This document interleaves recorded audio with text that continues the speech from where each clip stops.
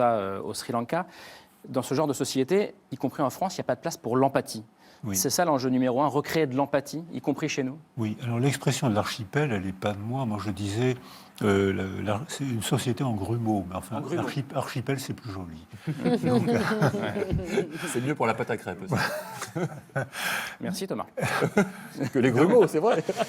Dès l'instant où on vit dans une population en surnombre, où on ne peut pas connaître l'autre, on se replie et on arrête l'empathie. C'est-à-dire que je ne peux avoir un sentiment d'empathie que pour les gens que je côtoie.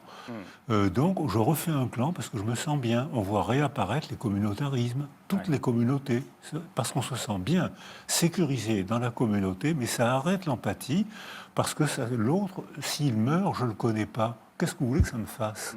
Vous savez que depuis le début de l'émission, 72 765 Chinois sont morts. Qu'est-ce que ça vous fait ?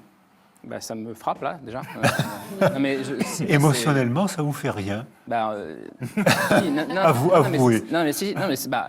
C'est vrai que si on est, c'est le fameux rapport du mort au kilomètre dont on parle beaucoup dans les rédactions. C'est-à-dire qu'en gros, on part du principe que les Français seront plus touchés par la mort des Français que par la mort des Chinois, par exemple. Voilà, exactement. Donc ça veut dire que l'empathie, au-dessus d'un certain nombre, l'empathie s'arrête, et à ce moment-là, on est dans la psychologie des psychopathes, c'est-à-dire je passe à l'acte, quel que soit le prix que ça coûte à l'autre.